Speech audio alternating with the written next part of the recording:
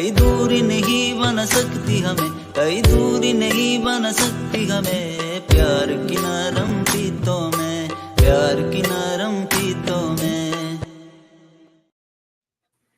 Yes, the Hurdle, episode 51. We're back at Matty Kiwoom, at Cody Carpentier. Your boys are back in the building here on Player Profiler, here on the Executives of Fantasy Football YouTube channel. Matty Kiwoom. Happy Tuesday, my friend. Happy Tuesday. I love the graphic. I'm shocked to have the mix up and music. It just, whoa, what is this? I wasn't expecting it. Hey, man. I was listening to a little Jelly Roll a minute ago and on YouTube, and I was listening to the end of his song, California, and the song was 6.5 minutes long, and the song ended at the 4-minute, 30-minute mark, 4-minute, 36-second mark, and then that started coming on. So I'm assuming it's just California from Jelly Roll in a different language, but I don't know. So I went with it, and I loved it. So I went with it. But I'm happy. I'm here. And tonight we're going to be simple. We're going to be straight to it. No chaser, just straight to it. Ooh. Mock draft, NFL mock draft. Look at that beautiful graphic, man. We're changing things up. Episode 50 was the death of the old thumbnail. We're new and we're here for you. Got me all hot and bothered here. NFL mock draft. Matty wants to do a full round one. Yeah, I want to do a full round one, and I want to beef it up. I want to show what we're freaking made of. I want to insert the possibility of trade. All right, let me bring it up on the screen right now, and we'll get right into this action. Jackson, Flaxen, Waxen, Jackson. Let's see here. I didn't talk to you all weekend. How you been? You having a good weekend? Oh, it was a good long weekend. What I've come to learn though is Patriots Day used to be the best, because it led to February vacation. My wife's now on vacation. My kids are on vacation. But as you get older, it's usually just cold in the back. Yeah. It really just kind of keeps you inside. So that's what we did. We didn't do a whole lot, although my wife and I did get a chance. We got a night to ourselves. And we went up to Boston this weekend. Saw Dan Soder. Dude, hilarious show. Dan St. Germain opened up for him. So funny. I was rolling, crying with tears. Shout out Vince Wilfork in the building. All right, 101. Hippity, skippity, rippity right here. Where we going? Matty Kiwoom's on the clock. Chicago Bears. So with the Chicago Bears on the clock, I think they're going to trade back here. I'm going to trade back. They're going to keep Justin Fields. I don't care what the narrative is right now. It just feels like the drumbeat for players in the league are saying, let's keep Fields. Everyone's just saying, this is might be the move. So I think they're going to trade back here. Who's going to move up? The New England Patriots. It's a new era, and they're going to go ahead and move up 2 spots, leapfrog the Commanders, and get Caleb Williams. Kraft has had enough of this mediocre to poor outcomes. They're going to go get the next guy, the one that's going to put them back in the forefront of the NFL's eye. Caleb Williams to the New England Patriots with a 101 to make this deal done. Probably, their first next year, obviously, maybe a second this year, however it goes. But the pick conversation will have to make it match. All right. So the Bears are now down to 3. It's an interesting spot to be in. Washington is here at 2. In my latest mock 4.0, you can catch that over on rosterwatch.com or on patreon.com/executives. Either place has it. I had the Bears taking Caleb with the first pick and then taking Marvin, trading up from 9 to 2. For this iteration, we're going to act like Washington kept Sam Howell, didn't add anybody in free agency, and they're going to need a quarterback. And that quarterback is going to be Drake May. Down the street, this is chalk. Not chalk anymore. I mean, Lance Dearling kind of started a trend with Jaden Daniels here, but Daniel Jeremiah came back, put Drake number 2. I think Drake to Washington would be something of a savior. It's going to be interesting for Sam Howell to be in this situation where Drake comes in and takes that job from him again. But Drake May number 2. So the 103, Chicago's back on the clock. Moving back 2 picks was strategic in 2 ways: to continue the gathering of assets, but also keeps them within range to get Marvin Harrison Jr. So now they're going to have MH Jr., DJ Moore, Cole Kmet, and Justin Fields with a bunch of assets still left to be played out. So, okay, so we're going full-blown Justin Fields. I love this. That's what you're feeling here. This is the build.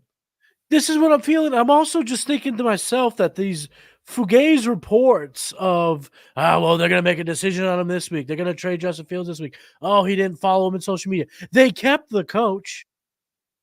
They kept the continuity of the locker room. And if they're not sold on Williams, they're going to keep going with Justin Fields. And I think that's very much in play. And what we're seeing here is a lack of interest from the Bears to Caleb that's really sending off the fire alarms to me. So this is the pick that I made in my mock draft 4.0 was Malik Neighbors to 4 to the Arizona Cardinals. All the conversation's been around Marvin going to the Cardinals. I think Malik is a better fit point blank with the Cardinals offense and how they might exploit it, trying to replace a Hollywood Brown type. Malik Neighbors plugs in directly here at 4. So we start out quarterback, receiver.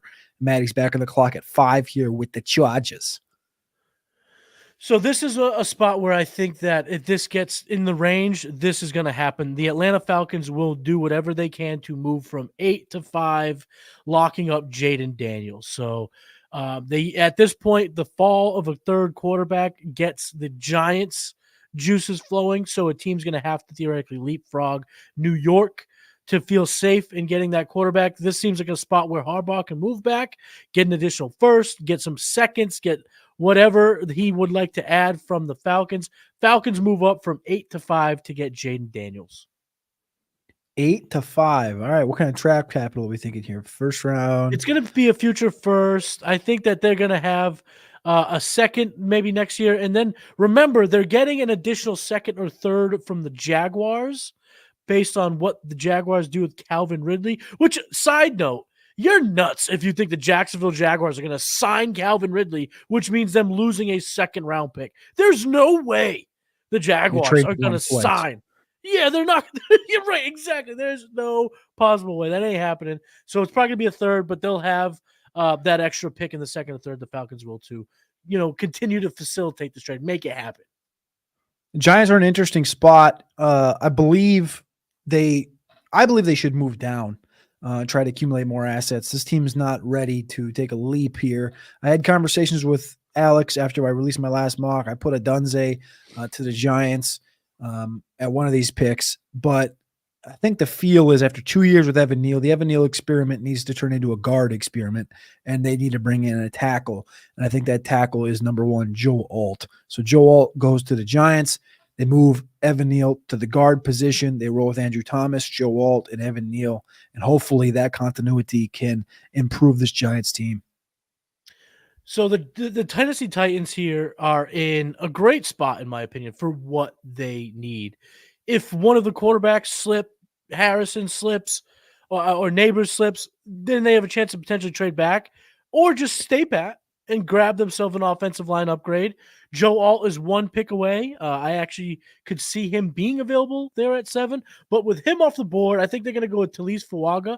Yes, Oli Fashanu is probably the highest ceiling of all the tackles in the draft, but I think Fuaga is ready to step right in next year, be a really, really good right tackle with the possibility to move left. I think on that offensive line, now you have Skoronski on the left side, you'll have Fuaga on the right side, and now you're putting in building blocks to keep Will Levis upright. Interesting thing there is that I think Tennessee's going to be begging Joe Alt to fall to them at 7, and if he doesn't, and then it's going to be Fuaga. There you go. All right, come on down. All right, number 8, I am going to go to the receiver position. I do want to go tackle here, but Fuaga is gone. Alt is gone. I could go Olu Fashanu, but I'm going to go ahead. I'm going to take Roma Dunze here. I think he deserves. This is, of course, galaxy braining that Keenan Allen, Mike Williams not be there. They're forecasting Roma Dunze, Quentin Johnston as the future number 1 and 2 in this offense. Dunze being the one of those 2 players. Here goes number 8. They get Justin Herbert some more talent. This is why I think the Chargers are in a great spot to move back a handful of spots, still have both Bowers and Dunze on the board, and they're coming away with their choice of the 2. Dunze, to me, I had Bowers going to the Chargers with my 2.0. But I think that I'm starting to kind of get off that and link them to a Dunzy. I think that type of player would be a huge impact for that offense in Justin Herbert. So now I'm up here with the Bears once again. I don't know why this is happening. And maybe you can help me out with an answer here, Cody. Why is the rearranging of the number one edge rusher happening again, and Dallas Turner is falling off of that edge rusher? I mean, I can't say I've seen him fall off per se, but I don't understand. It's like a carousel of who's the first off the board. I think you're going to see that. I mean, the same conversations are going to be had with running backs too, right? If you go and just scroll through people's opinions on running backs, it's Benson, it's Allen, it's Corum, it's Wright. Like you can just keep going. And I think for this edge group, the three of these guys are all different. Where Latu, if he didn't have any off-field question marks about health and stuff like that, if he would have never medically retired and came back, he would be definitively the number one. Verse, his career arc has been different, and he's dominated throughout. If he would have done in 2023 what he did in 2022, he would be the unequivocal number one. And Turner is, a lesser version of Will Anderson, but he has the same traits and abilities to bend the edge, and they're all very, very good edge rushers. So I think it's just going to really be a taste thing here. Okay, that makes sense. And because of that, I think that this is a spot where, in your last mock, your mock 4.0, who did you have the Denver Broncos taking at 12? The Denver Broncos at 12, I gave them Terrion Arnold, cornerback, Alabama. Okay, but we've also talked about another player being a good match. We talked about this match last week here on this channel, here on the Hurdle. Are we trading down again? Are we trading down again? Yes, we are. The Bears. Ryan Poles is now just going to load up on assets because he is in a position where he can come away with the player that suits him best while moving from 9 to 12. The Broncos are going to move ahead of the Vikings here to make sure that they get J.J. McCarthy, quarterback from Michigan. That's going to be an interesting capital.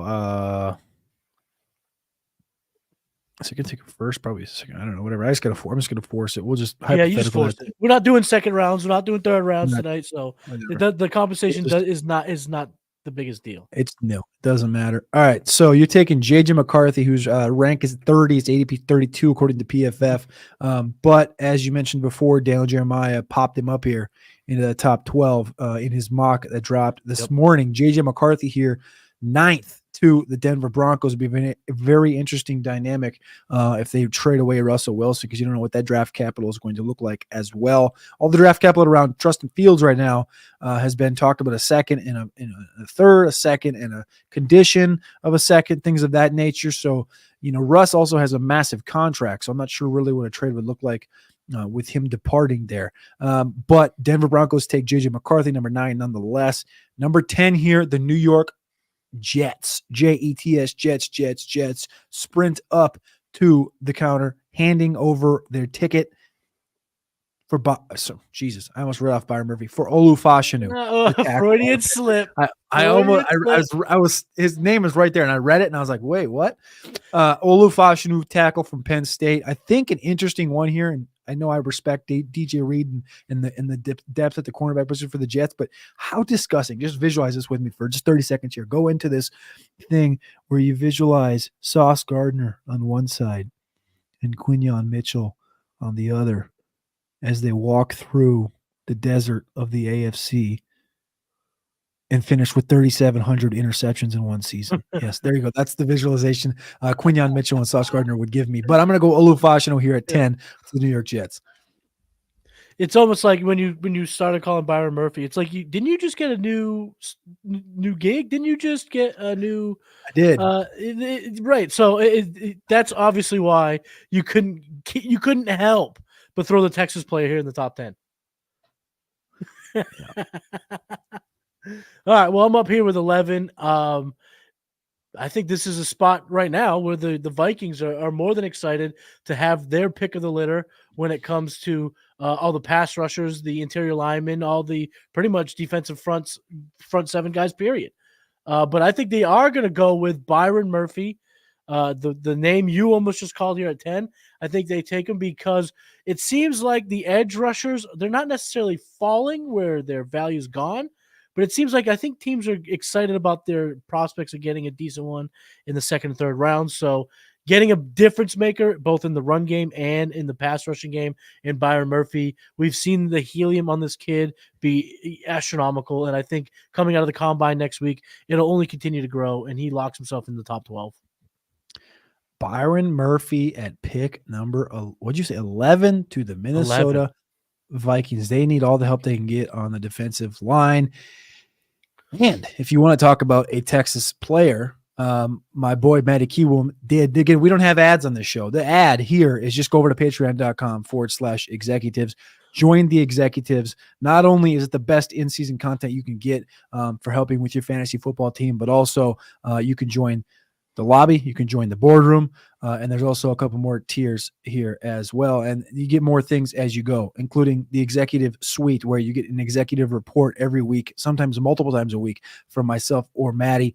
This week, Matty did his on Jatavian Sanders, the tight end from Texas. Just the other day, we released our top 12 dynasty picks for Superflex and for one quarterback.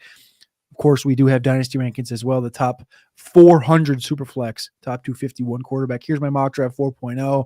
Matty's top 50 big board, the best bets from the season. It is never-ending content over at Patreon. Oh, look at that, 58% on bets this season. Man, pretty strong. Patreon.com/executives. You can come join the executives of fantasy football. We appreciate all of you guys for the support. You guys are the ones that make this possible. And to let this Hurdle be a show every single week, twice a week, me and Matty are out here doing the damn thing. We also started up, I'm working on a new launch. I guess I've got everything's in line. It just takes time to build things, but the draft rankings right here, it's coming. Thedraftrankings.com.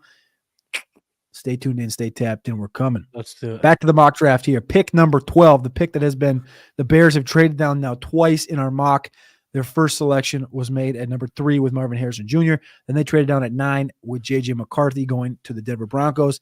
The Bears are finally on the clock here. Brock Bowers falls to them. Quinyon Mitchell falls to them. Terrion Arnold.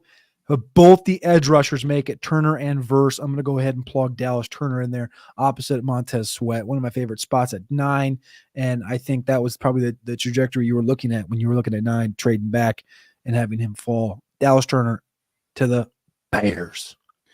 Bears fans, you got to love this mock right here.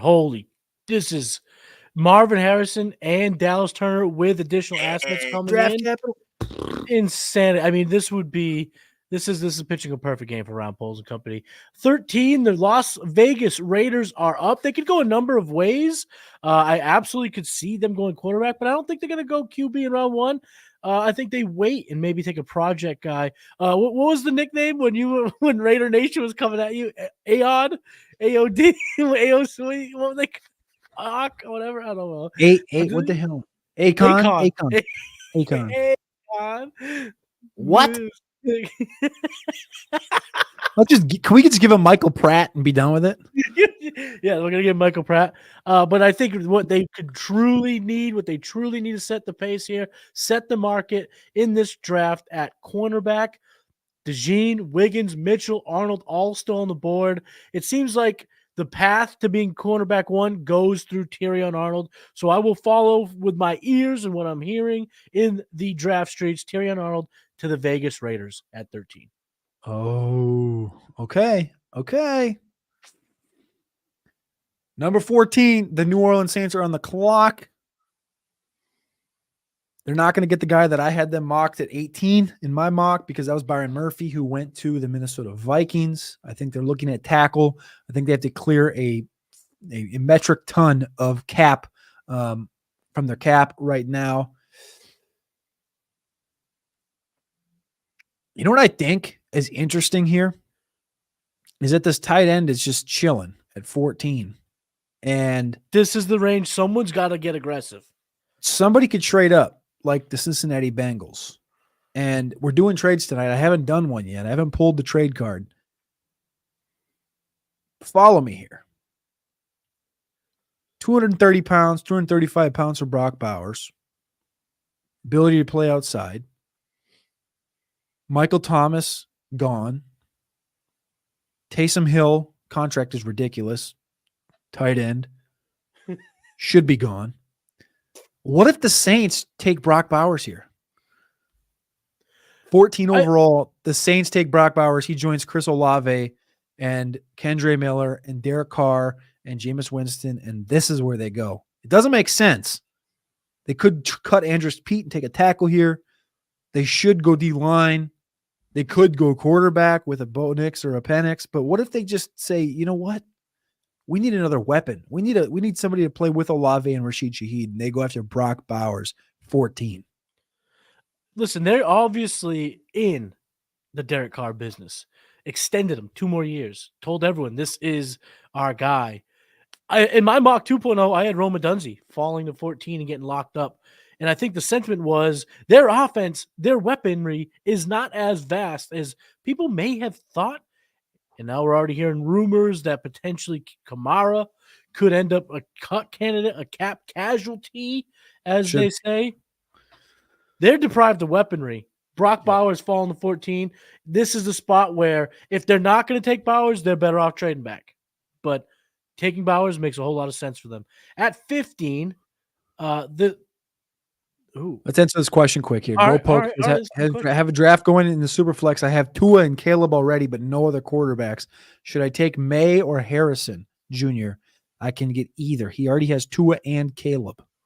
Superflex.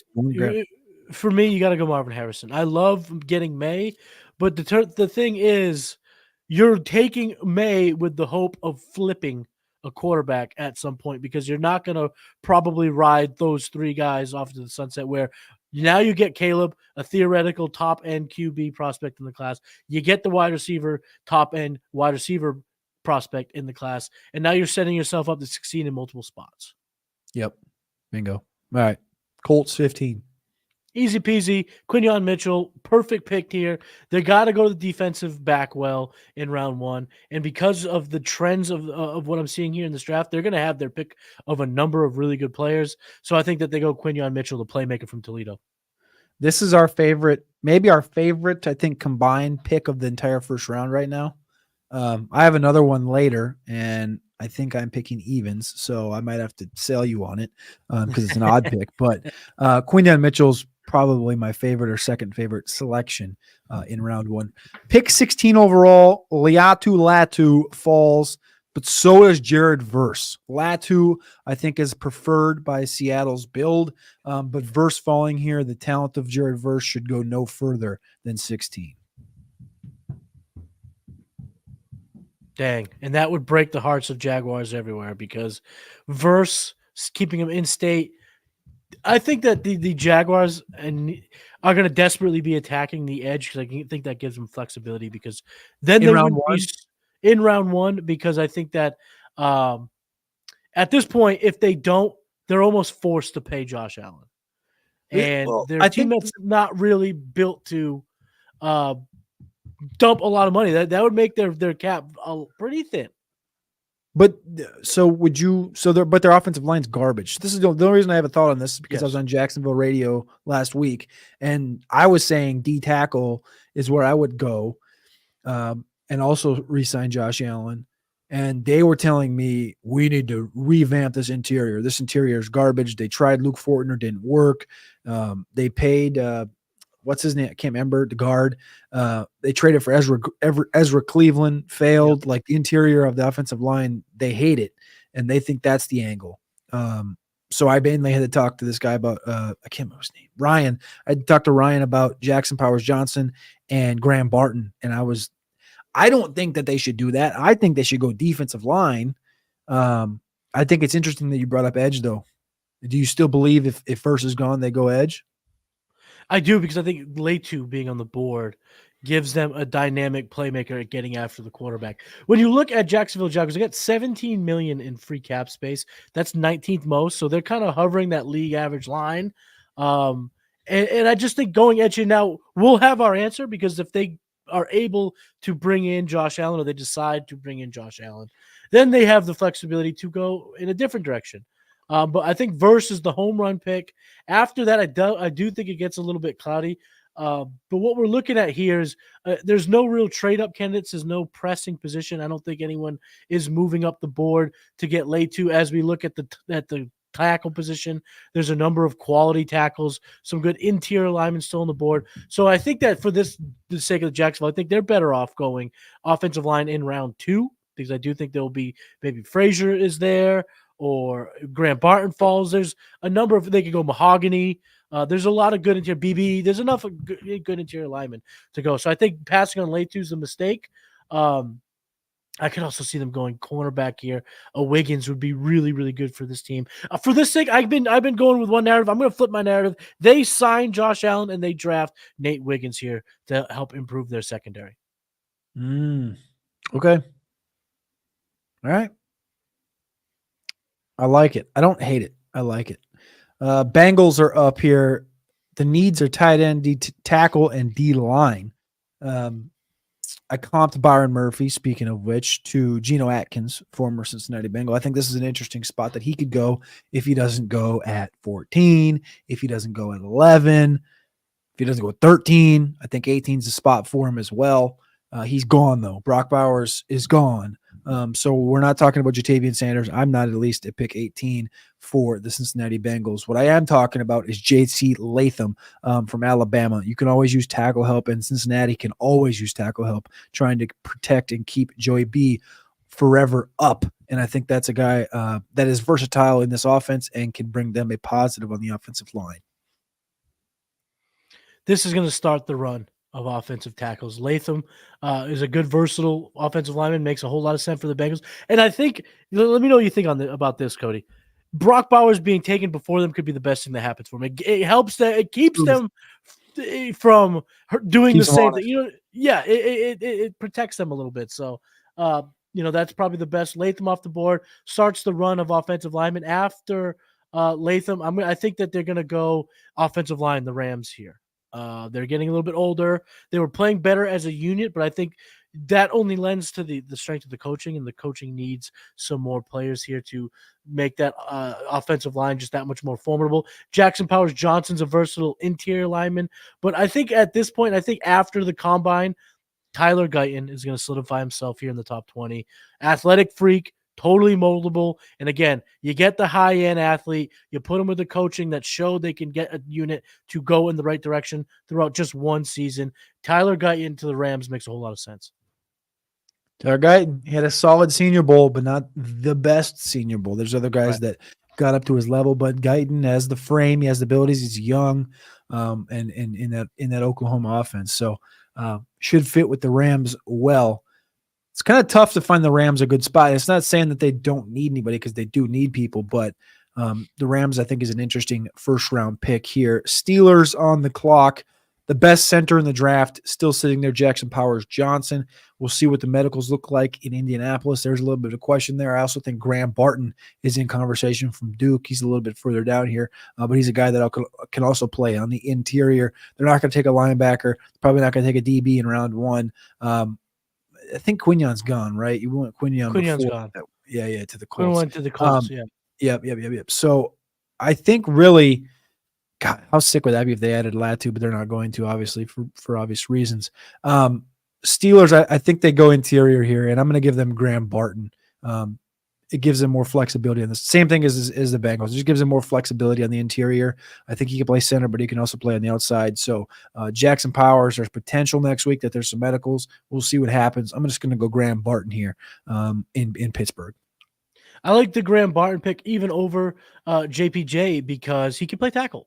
He can play interior and he can play the tackle. I think that is going to prove to be a little more versatile, a little bit more important in the decision-making. And I think a lot of people are going to tee up JPJ to the Dolphins here at 21. I'm not though, because with Latu falling this far, in my opinion, the smart move by the Miami Dolphins is to go with the more expensive position. Don't take the premier 5-year contract of an interior lineman. Take the 5-year potential contract of a dirty edge rusher in Latu. So I think they take him. The player that I compare him to is Jalen Phillips. Jalen Phillips on this roster. They've had success with Jalen Phillips. Christian Wilkins is being rumored to be a cap casualty. Bradley Chubb is going to probably miss at least a handful of the first few games, given the knee injury. They need some edge rushing help. Liatu Letu here at 21 just gives them another weapon on the defensive side of the football.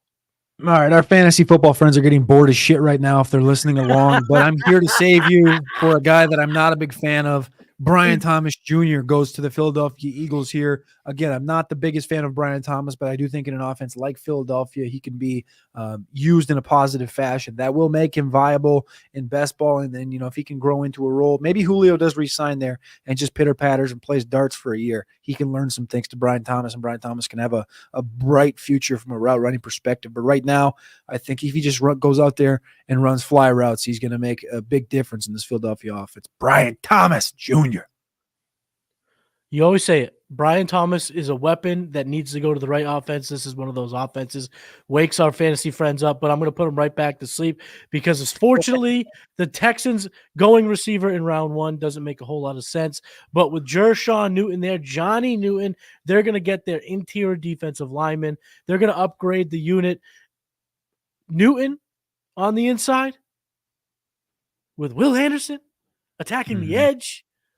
That's a filthy combination, and I think that just gets DeMarco Ryans and his unit just that much better, helping build the bricks, brick by brick, building up this roster. And Jershawn Newton to the Texans looks awesome. News did come out today that he wants to go by Johnny, so PFF will need to update this. His name is no longer Jerzon. It's Johnny Newton. So shout out to Johnny Newton himself. This was the selection where my favorite pick goes, and that is T'Vondre Sweat, the defensive tackle for the Texas Longhorns, the Houston spot at 23. He's from Huntsville, which is just outside of Houston.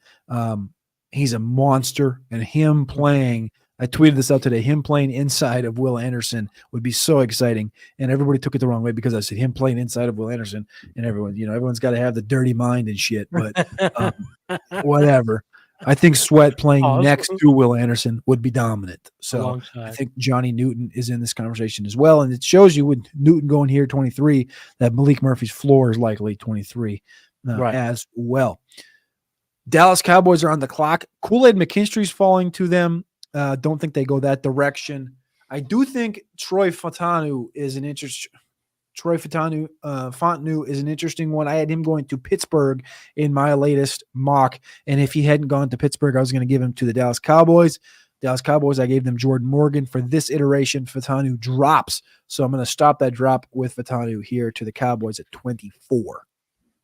Cowboys going online makes a ton of sense. I just wonder if Jarrett just takes over because he wants to make a splash play. Because if the board kind of shakes out the way a lot of people are thinking, there's going to be splash plays to be made.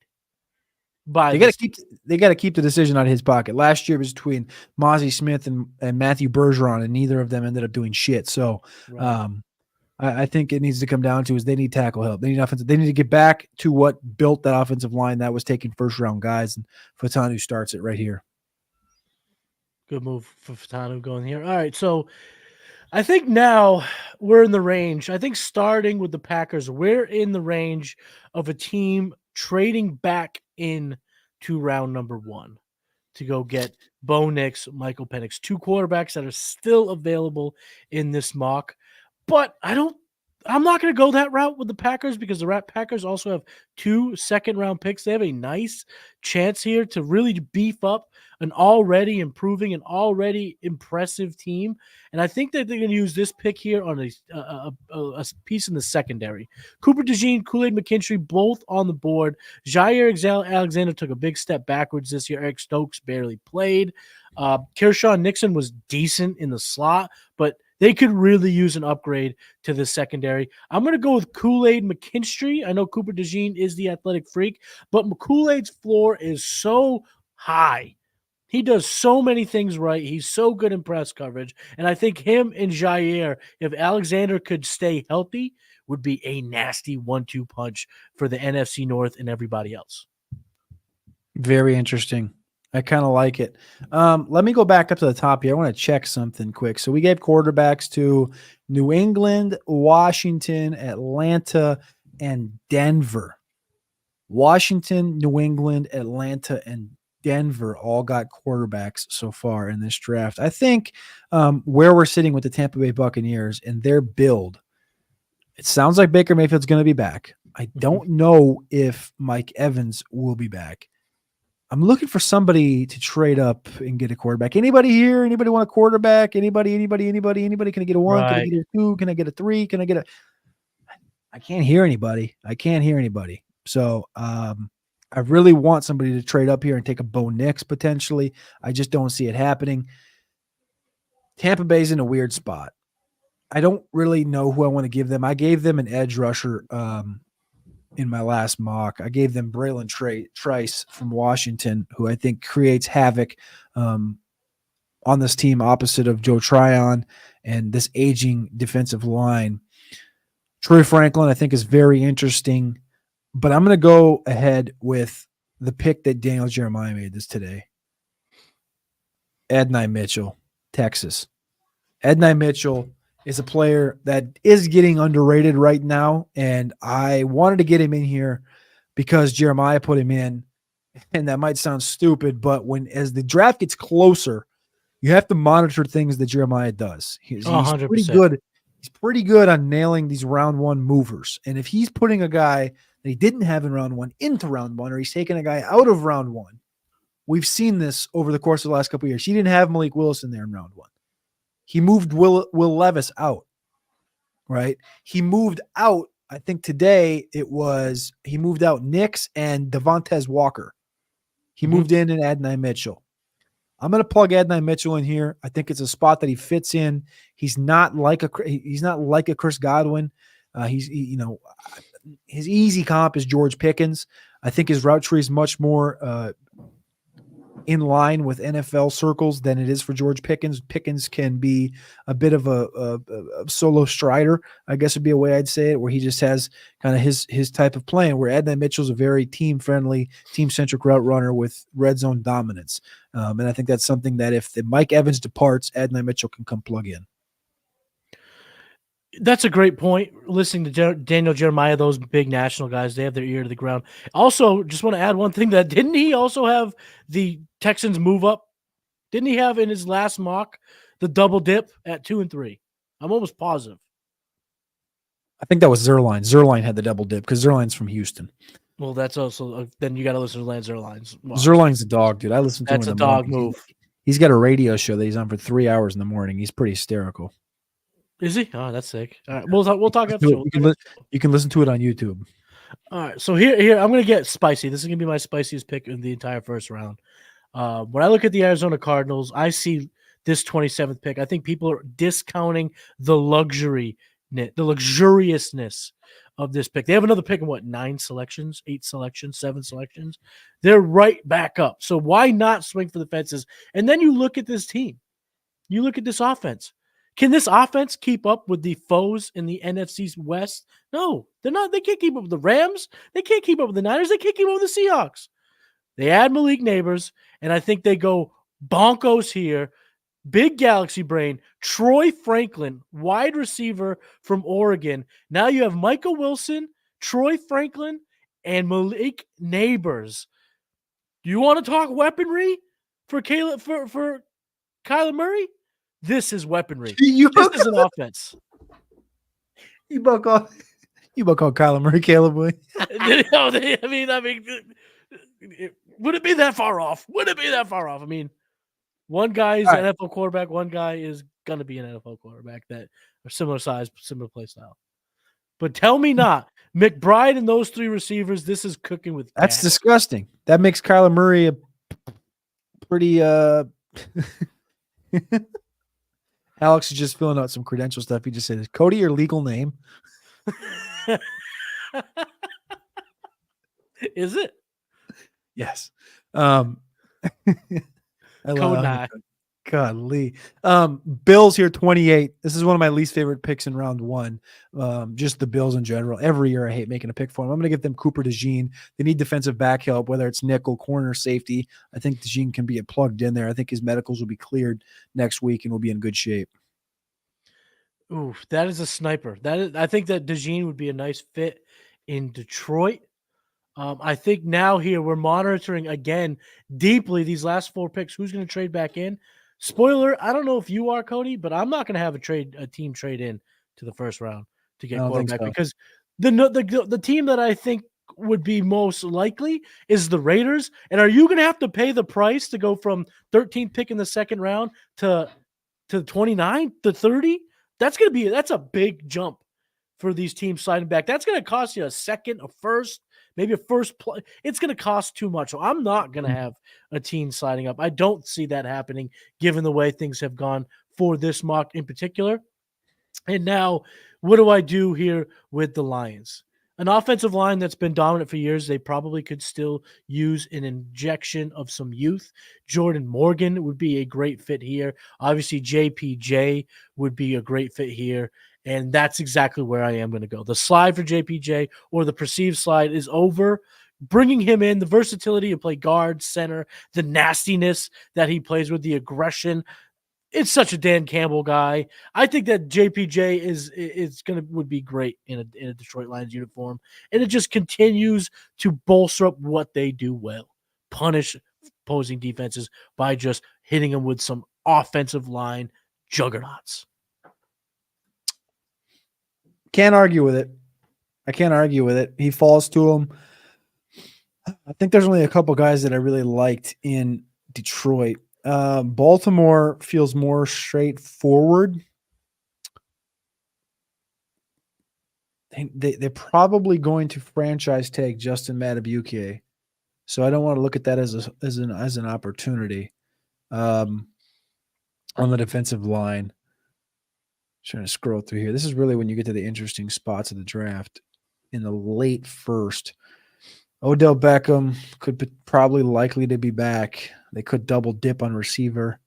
Went Zay last year. I think I'm going to go receiver here. We'll see here. Bring up receivers.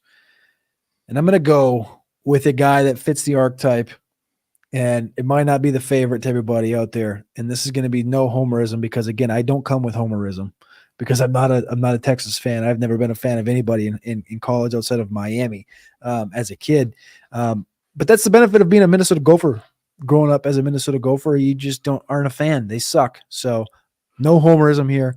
I'm going with another Texas Longhorn, Xavier Worthy here, to the Baltimore Ravens with, well, actually replacing Devin Duvernay is no longer a Baltimore Ravens, so he's replacing a Texas Longhorn. Xavier Worthy, pick 30. Speed. Xavier Worthy plugs in next to Zay Flowers. What's the comp, Cody? What do we always say? What traits does he just continue to flash? One's the Hollywood Brown trait. And what did we see with Hollywood Brown and Lamar? We saw magic.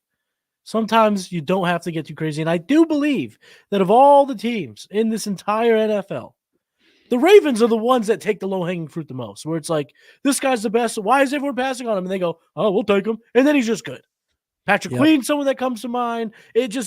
Kyle Hamilton had a little bit of slip. They were like, okay, we'll take him. And then they take them and they're studs. And quite honestly, the way this draft fell, like, I don't think there's any – the only other obvious one that made a fell here, the hot name is become Darius Robinson. Chop Robinson's also another interesting one that's fallen a lot. But really, like, at the top of this list, there's really Amarius Mims. Like, there's – Amarius Mims is an interesting one, but, like, there's no real – Worthy's the only one that comes with past, prior heliums. And I think that he fits in this offense. And you said Hollywood Brown. My comp for him on my write-up this past weekend was Jamison Williams. So I like him here in Baltimore. Got 2 picks left here, 49ers.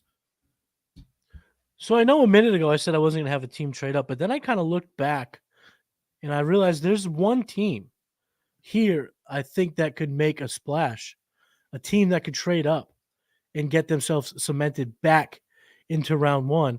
And I think that team is the New York Football Giants. So I'm going to have them trade up because they got 2 second-round picks. They have 39 and they have 47. 47. That's right, 47. So they have 2 second-round picks. So they can use one to move up, maybe take them both and move them up.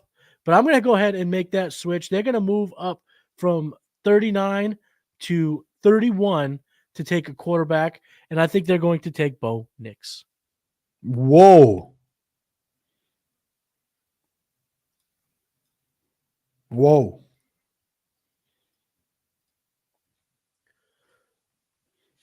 Wow. I didn't expect that. They get the first round tag. Now they have Alt. They have Knicks. That's it. They can kind of play it.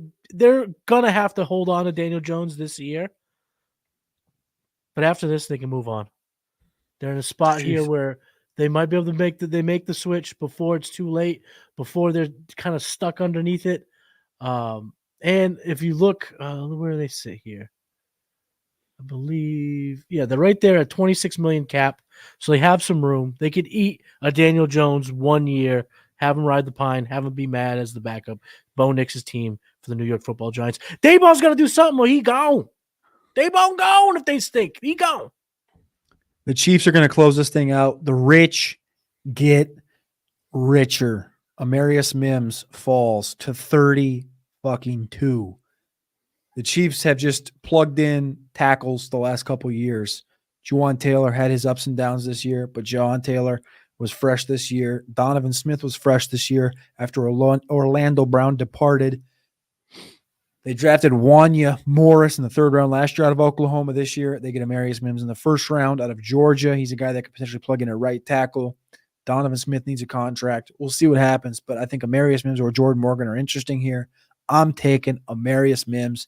And like I said, the rich get richer as the Kansas City Chiefs are on the fast track to winning 3 in a row if they can protect Patty Mack. So there's the mock. First and foremost, starting out with Caleb Williams, number 1. Drake does go 2. Marvin, Malik, Jaden Daniels.